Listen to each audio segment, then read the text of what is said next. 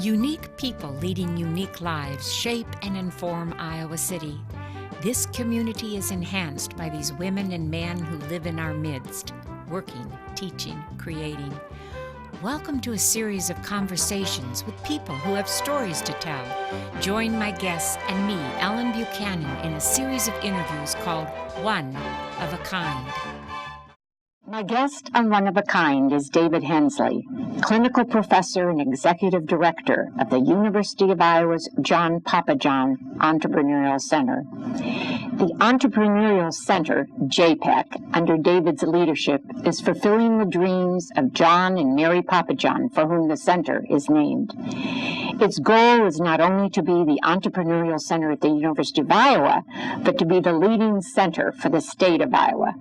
JPEC has become the largest non-required academic department at the University of Iowa with over 4,000 students. In addition, it has a statewide online course offering training of teachers in K through 12 in entrepreneurship, summer camps for youth, workshops, and JPEC also sponsors multiple business plan competitions to help foster new and creative startups. David Hensley, an Iowan and graduate of the University of Iowa, has a BS in economics and political science. He received his MBA in finance from the University of Missouri. He and his wife, Laura, are raising 3 sons in Iowa City, Stephen, Matt, and Greg. Welcome to One of a Kind.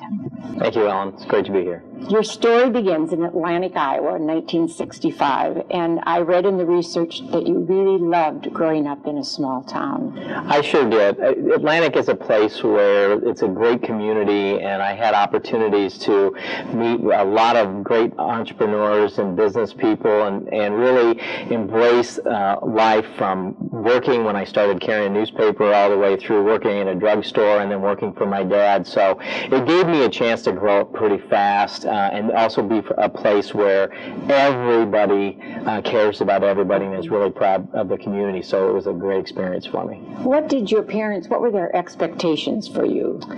That's a good question. They didn't really push on anything. I think I learned from my father was that good is not good enough, to really push it and never settle, to work really hard. And then you've got my mom, who always taught me to make your mark and think of other people and the impact you're going to have on others. So there really wasn't a huge expectation of what I was going to accomplish. It was more of just make sure you work hard every day and try to make an impact and take it as far as you can, and that's kind of how I've tried to live my life. Was Iowa just a done deal? Were you always going to be a Hawkeye? I was a big Hawkeye fan growing up, but actually I was going to go to Drake. I really liked the Drake campus, but I was paying for the majority of my college, and when I went into the room and they told me how much it was going to cost, Iowa looked really good. And in retrospect, I'm very happy I chose Iowa. I love the University of Iowa. It was a great experience for me. And you were both in economics and political science, and at one time you wanted to be a politician. Is this still a kind of a dream of yours? I think someday when the kids are out of school and I've accomplished everything I want to in the entrepreneurial program, if things don't get straightened out, maybe I'll throw my hat in the ring and try to make a difference that way. Good for you. So you met your wife at Iowa. Is there a story of how you met her? It's kind of interesting. I was working food service at Hillcrest, and Laura lived in Hillcrest, and so I saw her there, and then I had her in a physics class as well.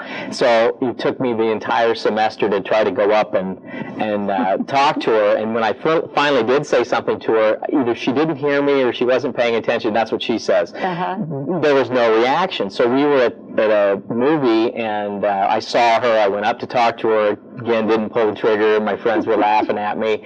We're at a party, and my friends go dorm room to dorm room looking for Laura and my wife is pretty shy and very reserved, and for 3 strange guys to ask her if she'd like to come and meet some gentleman, and she said yes, and they brought her in, and it was silence, and they were all laughing, and I looked and I saw that it was Laura. So it must have been meant to be, because there's no way Laura would ever do something like that. But it was kind of unique that it happened this way. That's great. What happened after college? Where did you go? What kind of business experiences did you have? We moved to Kansas City, and I started at a large engineering consulting firm. With an economics background, they wanted, I was hired not because I was an engineer, I was doing forecasting for power supply studies. Didn't even know what that was, but I knew how to use, Professor Newman at Iowa taught me how to use micro TSP, and that's the software they ran, so I was one of the few non-engineer professionals with this firm,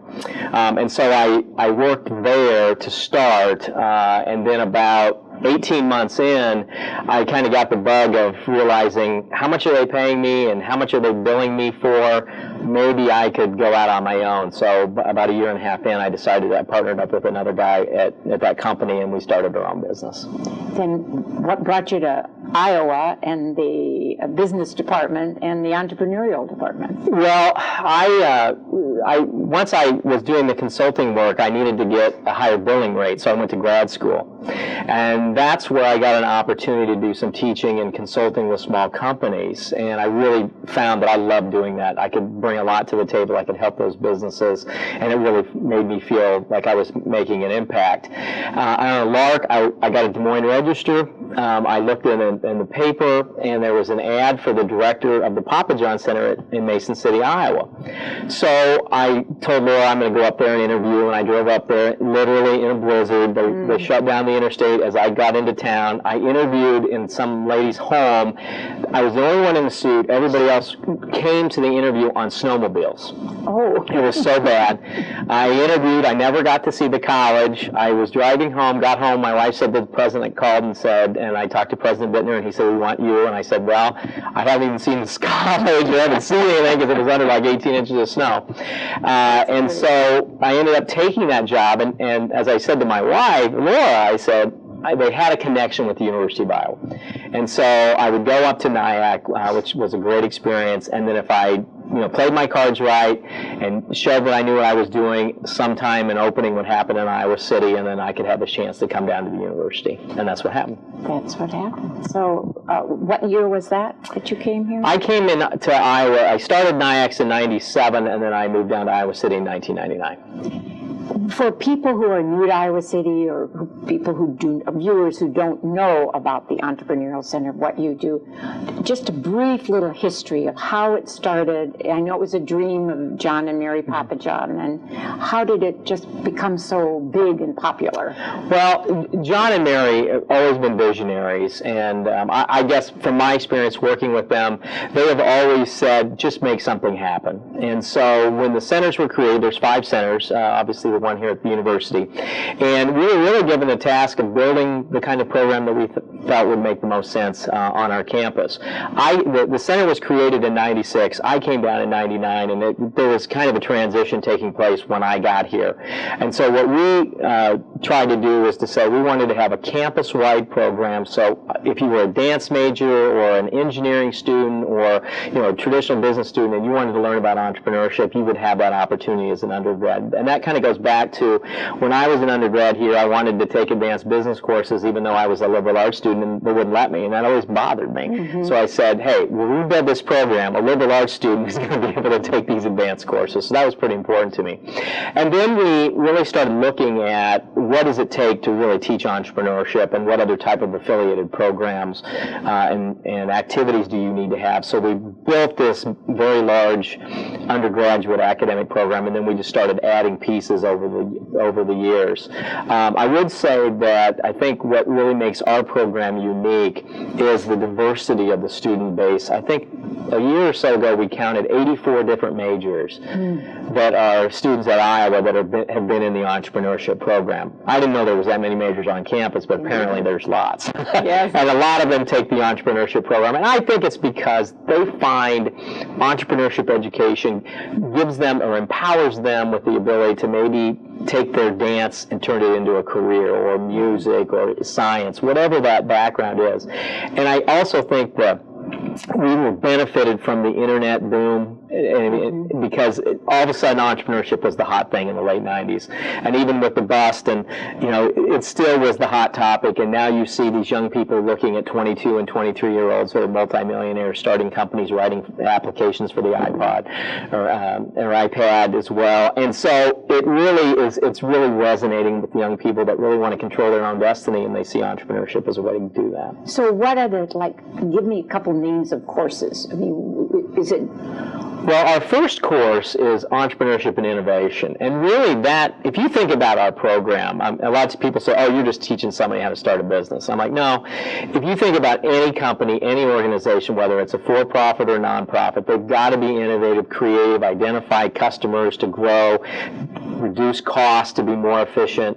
So that course really focuses on how to recognize an opportunity and differentiate between just an interesting idea and a real commercial business opportunity. Then we follow it through with a course in finance and really talk about the kind of finance that a small business person has to worry about, i.e., how do I make payroll on Friday? We have a marketing and a sales class, and then we have a management class that really deals with small business management issues, and then a plethora of electives in the certificate program that's really designed to tie into where different students' interests might be in e-commerce, might be in consulting, it could be in nonprofits. So it's pretty broad program with a core and then several opportunities for students to kind of specialize. So where do you get your teachers? We've been very fortunate that there's a lot of successful business leaders and entrepreneurs that live in the community and want to give back. And so the majority of our faculty are experienced entrepreneurs that are teaching at night. We have 2 or 3 full-time lecturers, again, former entrepreneurs that have come in. And if I may, it's kind of interesting. I thought I knew how to teach when I came down here, and then I had the fortune to teach with John Buchanan, who was one of the help found the Entrepreneurial Center, and I realized very quickly that I didn't know how to teach as well as I thought I did. So I've been surrounded by people that have passion and energy and wisdom, and so they've really helped me craft my teaching ability and then help mentor other faculty. So we have this faculty mentor program and development program, and we keep bringing people in from the community, and you take those people with some academically trained background individuals, and it really provides a faculty that has done it, is doing it, and can really bridge the gap between theory and practice, and I think our students benefit from that greatly. Now, maybe people don't know, but at the end of Dubuque Street, there's the Bedell Learning Center. Correct. Talk about this. Back in, I think it was 2003, President Coleman at the time contacted me about this frat house, which is across from Burge Hall, and asked me what we should do with it. And I said, well, I don't know. Let me look at it. So I went and took a look at it, and it was pretty rough, I have to admit. So I took the Dean Fethke, who was the dean at the time, up there with me, and I don't know if it's kind of interesting how he remembers this, but literally I remember him turning to me and saying, you entrepreneur people, you see beauty in anything, and says, well, if you can fund it and if you want to do it, fine, run with it. So we saw this building and we thought we need a place for students to tinker and work and have a place where they can get together. And so we transformed this fraternity house into the Bedell Entrepreneurship Learning Lab. There's 17 student offices, fully furniture and computers, wireless throughout, conference room, open space for seminars and workshops. And so it's for student entrepreneurs that are trying to start companies. And then we opened it in September of 2004, and Tom Bedell is the lead sponsor for that facility. And it's been a great resource for our students in our program. We've had a lot of companies get started there, and it's just a great asset to have for an entrepreneurship program. And if that isn't enough for you to keep track of, you have continuing ed programs in the evenings for men and women who are now, are working, and they come and what are they after? What do they want from you taking these classes at night? Money. No. No, we are a lot of people that have had jobs or career, and they're tired, and they want to try to do something different, something that they're really passionate about. Themselves. And so we have a program that really teaches them how to look at their business opportunity or their idea and see if they can make a living on it. So it really is a crash course in entrepreneurship, how to assess your idea, put together a strategic business plan, and position yourself to go out and raise money. So, and I've been doing that teaching since I've come back to Iowa for 14, 15 years, and I'm always amazed at the really talented people that are just, they've found that what they're doing they just don't love. And what we try to always tell our students is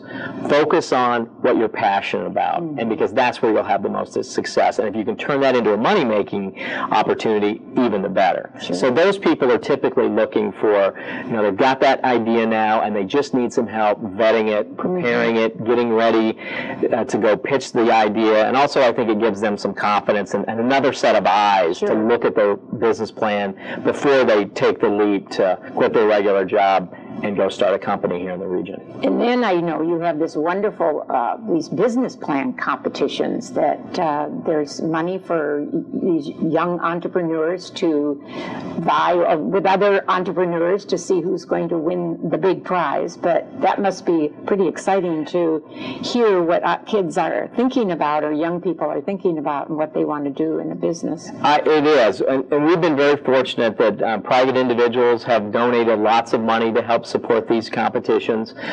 This past year we gave about $150,000 away between faculty, student, and staff competitions. It's a great experience. But you have, excuse me to interrupt, you have a competition for students, competition for staff, and a competition for staff and faculty kind of can combine together, and we have different types of competitions. So we'll have like an elevator pitch competition where they just have to pitch their idea, and the best ideas get some seed capital to try to run. Then we'll have the more traditional business plan competition where they're actually writing a business plan, trying to launch a company. And it's amazing that a $2,500 award to a young person, the impact that has. It gives them the confidence. It motivates them. And they can take that $2,500 and turn it into $50,000. I mean, we've had some students that have had tremendous success in business plan competitions in Iowa, at the national level, that have started companies, raised millions of dollars of capital. And to me, what I enjoy the most is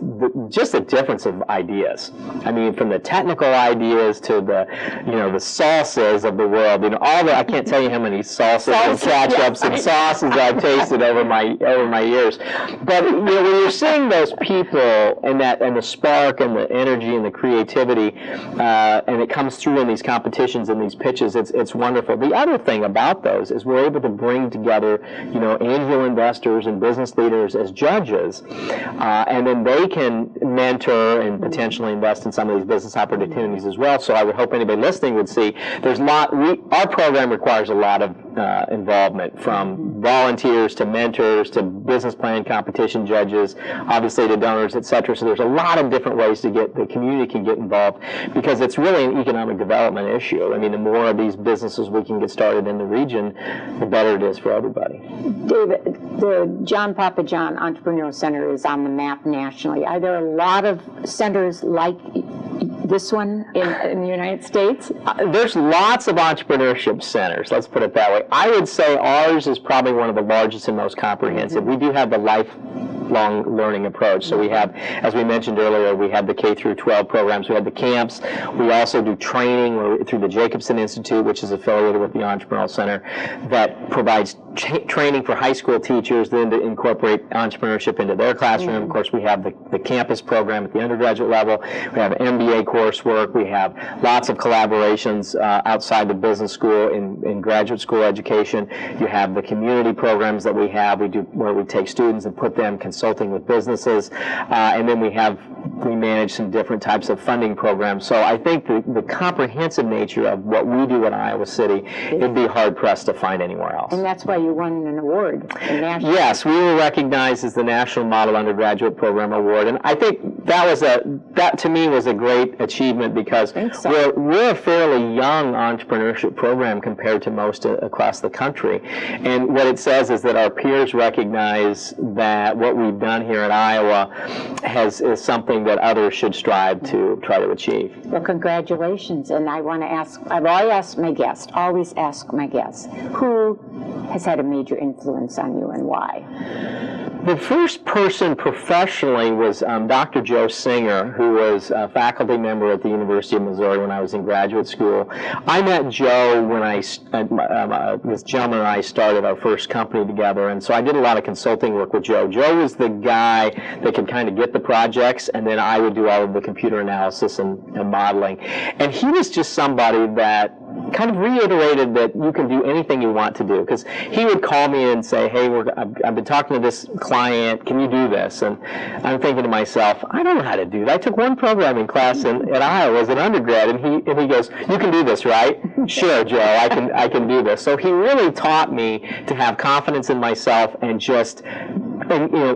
the last thing you want to say is no. Always say yes. You can always go back and say no, or I can't do it, something like that. So Joe had a tremendous impact on me, and he was just a caring person, and he gave me opportunities to do teaching and really provided me a chance to kind of spread my wings and give me experiences that gave me confidence that I could do consulting for General Motors, I could do consulting for a small company, I could do work for cities, and so Joe had a huge impact on me early on. Mm-hmm. And then when I got to Iowa, one of the things about being an entrepreneurial center director is I get to meet unbelievable people. And it starts with John and Mary Papajohn. I mean, John is somebody that one time he called me at 6:30 in the morning on a Saturday, and he said to me, David, nobody's answering the phone there at the university. I'm calling and calling. And I said, well, John, it's 6:30 in the morning on a Saturday. He goes, what do you do on there? I said, I have work to do. What time do you get to work? I said, about 6. Oh, you beat me to work. But his passion and his drive and you talk about a guy that has an expectation level. John's is through the roof. So that's really pushed me. I've had, the Tom Bedells, the Merle Voldings, different types of individuals that have been highly successful business people that just have a way of seizing upon an opportunity and then being able to be calm and relaxed and to build these very successful companies. I mentioned John Buchanan from an educational perspective and teaching. So I've been blessed with opportunities to meet some incredible people as a part of being the director, and they've all had an impact on me. And one of the things that I always remember when I'm thinking about running my own companies is what Tom Bedell said to me one time. He said, when he was building Pure Fishing, he said, if it's not going to make us be the greatest fishing company in the world, don't do it. And so talking about focusing on the prize and making sure you're doing all of those things. So I've had a lot of people impact me, and it's just because I think good fortune of positioning and taking some chances in my career. Well, you're known for your incredible energy, and I know you are committed at work, but you are also a very committed family man. You have 3 sons, very busy sons. Tell us a little bit about what they're up to. Sure. My oldest son is Stephen. He's going to be a sophomore here at the University of Iowa. I guess I would have to describe Stephen as somebody that's an incredibly hard worker. He is somebody that you give him a task and he will do everything he possibly can. He's got that tenacity. Mm-hmm. My middle son is Matt. He's going to be a sophomore at City High.